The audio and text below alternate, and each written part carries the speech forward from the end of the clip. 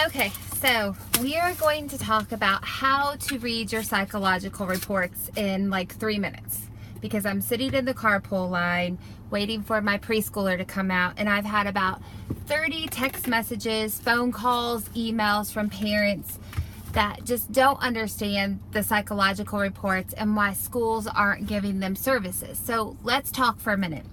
On your psychological report, the first thing it will do, will list all these tests that the psychologist gave. You're not going to understand each individual test. You need to read the narrative part under each test that describes what they're testing for. When they do a full psycho ed evaluation, they're looking for two things. The first one is IQ. The second one is achievement. So what happens is they do achievement testing and IQ testing to determine, okay, is my child's IQ, their ability to learn, the mental capacity there? If the IQ is there, then what they do these achievement tests, because if your child's IQ is normal to above normal, then every day when they're in class, they should be able to achieve. That's being able to do the math, the reading, the writing.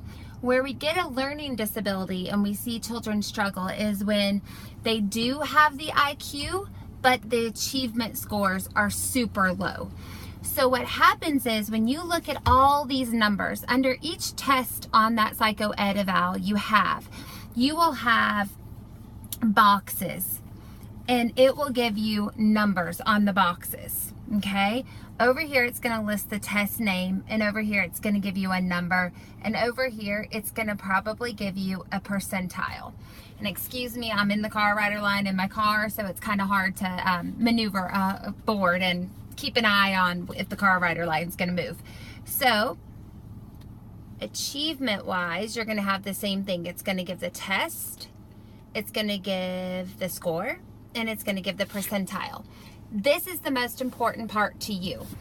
Numbers, when you see all these numbers, they're not going to matter to you. You're going to be like, what do these numbers mean? Here's your cheat sheet version to know how to read these and to know what to tell the teachers when they're in this meeting. Because I'm going to be honest with you, as an elementary teacher and a special ed teacher, I never knew how to read these psycho ed reports. They would pull us into the IEP meetings, the school psychologist would go over them, and teachers, we sit there and we don't know what they mean. They don't tell us what the numbers mean. They never taught us that. There wasn't a class in college that we learned, guys. We're not psychology majors. So we're sitting there and we have no idea what this report means. The jargon that's coming out of the school psychologist's mouth, because she doesn't use layman terms for all of us to understand. And then we have these pages and pages and pages of all these numbers, and nobody knows what they mean. So here's your cheat sheet version. Teachers, parents, please, this is your cheat sheet version. You want numbers, anything from 85 to 115. So when you're looking at all these numbers, and say the numbers are, like this. You've got an 89, a 93, an 83. Anything from 85 to 115 is considered average.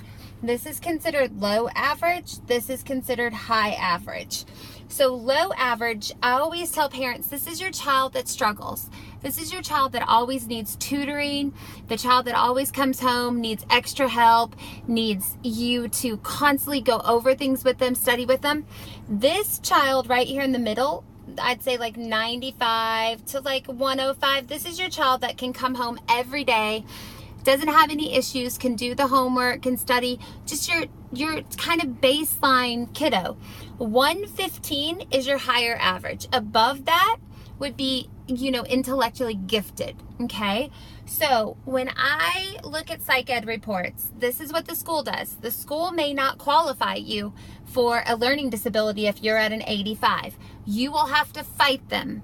A large majority of the schools, you will have to fight them if your scores are all 85 and above. I'm just telling you, heads up, you will have a fight on your hands. Now, right here, see how that's an 89? The school would consider that low average. 93, they would consider that average. And 83, they would consider that below average. So out of all of those categories, you might score below average in just one. You always want your percentile to be 50% or higher. 50% is average. So if your percentile's below 50%, that's, you know, I would say, you know, 35 to 50, that's kind of that average range for most kids. But below that, you have, those are red flag areas. So anything below, guys, anything below around 85, that's your big red flag. So if I've got 84 and below, so say I've got an 80 here, a 79 here, and a 77 here. Those right there, those are indicators of a child with a learning disability. So you need to go through that psych ed report, and you really need to highlight any numbers. And I'm just going to be honest, any numbers from like 88 down are your red flag areas. Okay, not saying the school will qualify you if you've got like all 88s, but it does tell you that your child probably has some type of processing delay or really struggles in that area. So it's a good indicator for you to know, okay, what areas are my child struggling in? So what we do, we measure for IQ.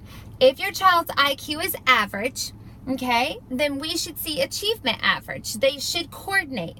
But what happens is when we see IQ is average and then we see achievement is below average, 85 and below, that is a red flag that, okay, my child has a learning disability because my IQ is up here, but my achievement is down here. And see the gap between my hands? That's what we consider a learning disability. And we have to go back and we have to remediate that gap. Okay, if a child's IQ is here and their achievement is here, hardly any gap, right? No learning disability. What we're looking at is, okay, where is my IQ? What are my achievement levels? Because most kids with learning disabilities, they have, their IQs are normal. Their, you know, their mental capacity is there. But what the real issue is the achievement, the way I'm learning the material, especially children that are dyslexic. Their visual scores are off the chart. But we see a big concern when it comes to nonverbal, their ability to read, and we get a gap. We get a high IQ, but low achievement in reading. Reading, vocabulary, nonsense word decoding. So go look on that psych right now. Pick up the psych report, go through it. Any number that's below 88, I want you to highlight.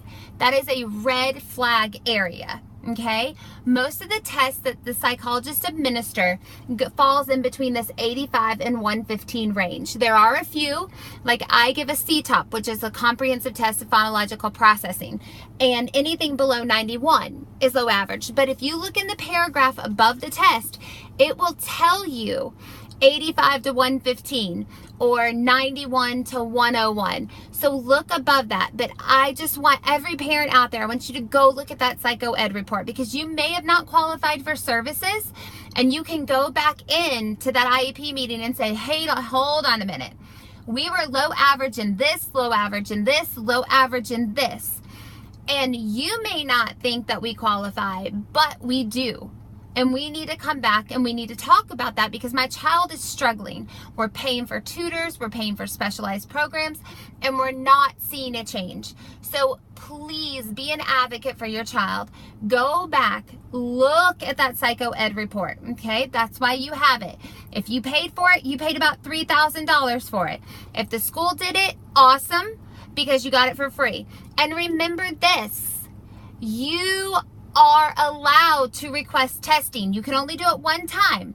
You cannot come back 3 years later and say, oh, you tested my child, I want you to do another one. They're going to make you wait, and you're going to have to wait by law. But if your child has never, ever been tested by the school system, never, you have the responsibility, and you can advocate for your child. You need to put it in writing. I will put a letter on our website and our Facebook page. You need to put it in writing requesting that your child be tested. As soon as the school receives it, they have 60 calendar days, not only to test, but to come back and meet with you. So please do not let them put you on this RTI junk. If they put you on the tiers, like tier 1, tier 2, tier 3, it will be 10 months before they test your child, if they seem fit to test your child. It's up to them. Request that your child be tested. Request it in writing, and send a certified letter to the school principal, the superintendent, the special education director, certified mail, and also send a PDF version via email to everybody, the principal, assistant principal, teacher, superintendent. They cannot refuse your child to be tested. And I will put up there also a letter from the state superintendent's office to all special education directors in all 50 states saying that they cannot deny children testing that are on RTI or on the tiers or that are even passing. A child can be passing because you're doing the work at home and the teacher's letting them retake the test 2 and 3 times. So please, parents, if you have questions, shoot me a question under this Facebook post in the message section. Okay, we'll get back with you, I promise. But please go to that psycho ed eval. Go through any number below 85. 85 or below, I want you to highlight. That is a red flag and your child is struggling. If you don't understand that test that they tested them in, Google it. Put into Google, KTEA, which is the Kaufman Test of Educational Achievement, math or math calculation or math reasoning, and find out where your child is struggling. When you find where the child is struggling, then you can create a plan and create a plan to help that child. So I hope this has been helpful. I hope our Facebook posts are a blessing and they help all of you parents out there because I know it's a struggle. I know that you struggle. I know you sometimes don't know where to turn. So blessings. I'm praying for all of you and just keep a smile on your face and listen, just hug your babies. At the end of the day, guys, and this brings tears to my eyes, it does not matter where our kids are academically. It matters where we are emotionally and our walk with them.